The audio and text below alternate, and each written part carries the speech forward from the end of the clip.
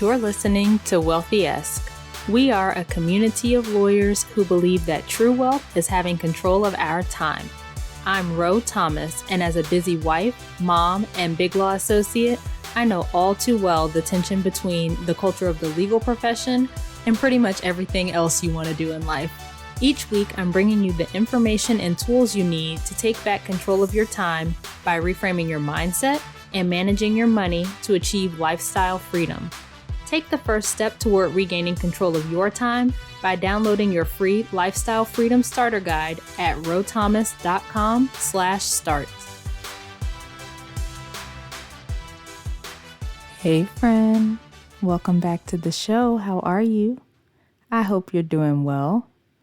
So I am sitting here re-recording this episode. I don't know what's going on with the weather in Atlanta, but we had this crazy storm and there was a tornado, and then I recorded the next day after the tornado, but it was storming again, and I thought it would be okay, but there were definitely times where the thunder was like competing with my voice, and so I was like, okay, let me just re-record this. So here we are. But today I want to talk about the problem with traditional personal finance advice. We hear all the time that we should stop drinking lattes. Like if you saved the money from your latte and invested it, then you would have, $1 million in 80 years or, whatever the metric is. Or, if you stop eating avocado toast, that's where all your money's going. And we've got all of this advice coming at us about the things that we're doing wrong, right? The advice is always focused on cutting back and deprivation, and you're doing this wrong. And it's like a lot of this shame. It's this list of things that you can't do if you want to be good with money. And if you're doing these things, then you're not good with money. And I think a lot of times people are almost dissuaded from getting started with trying to improve their money, right? People don't get started because they're envisioning this deprived life, this thing where they can't have the things that they want. They've got to just cut everything and save. I can't buy this or do that because I'm on a budget. And so you're seeing this life that you don't want because you don't want to be deprived and only eat ramen noodles and cut out all the fun things. So you just decide not to take action at all. Or maybe some people will start taking action on their finances, and they'll be trying to follow all of that advice and then feel guilty and shame themselves for wanting things or buying things or doing things that don't fit into that traditional, narrative or mold or, whatever of what it means to be good with money. But when we are surrounded by all these lists and rules about what we can do and can't do, and what you should do and shouldn't do if you want to be good with money, and people shaming you for making mistakes or for doing something that you want to do with your finances that's not, quote, responsible, what do you think comes of that, right? If there's all of this guilt that you feel because you're not following these strict rules about what you're supposed to do, it's not going to lead to you taking the actions that you want to take to improve your finances. Guilt and shame don't lead to productive actions. They're not going to lead to the results you want.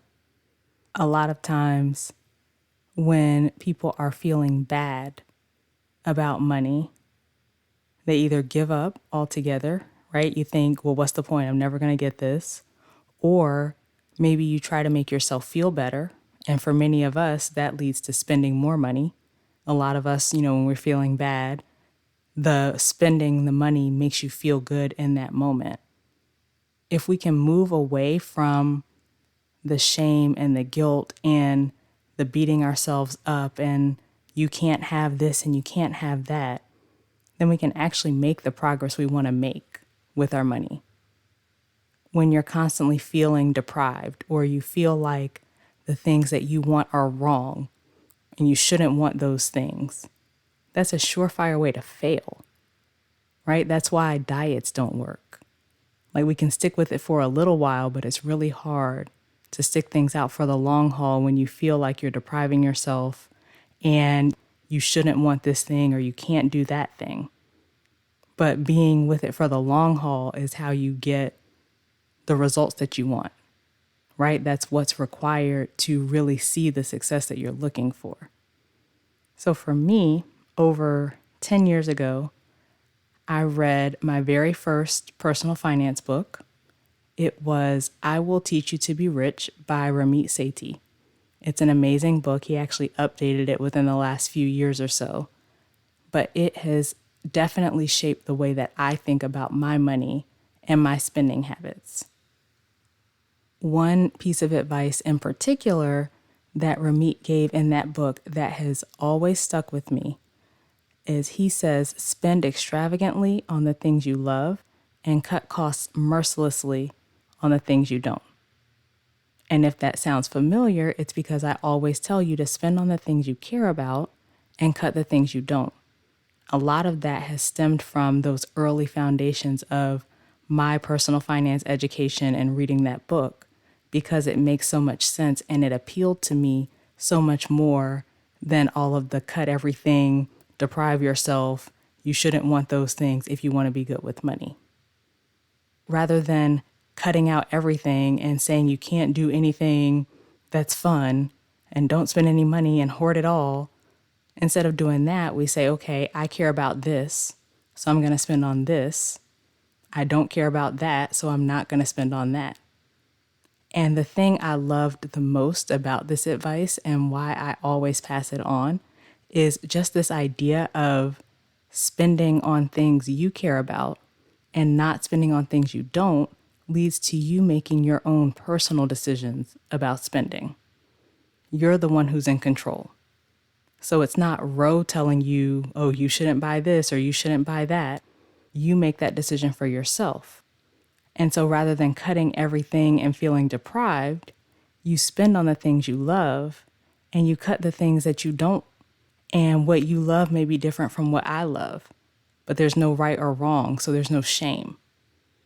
It goes back to episode 17 when we talked about budgeting and making sure that you include a category, like some sort of line item for entertainment or fun or things that you enjoy.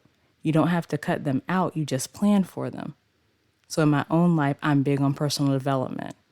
I spend money on coaching and therapy and personal development books and all of those kinds of things. And then on another front, I love shoes and I love makeup and fashion. And so I spend on those things as well. But I don't care so much about some other things. It's like for a long time, my laptop, I've upgraded it now, but my laptop, you had to hold the lid a certain way to make it close without breaking it because I don't care that much about electronics. So that is just an example in my life. And I want to note that this isn't to say just go out and spend your way into an even worse financial position. That's not what I'm about. I always say that you make sure you take the time and plan so that you know what you're going to spend and you make what you want fit the plan. You give your money an assignment, right? That's what the zero-based budget that we talked about back in episode 17 is all about.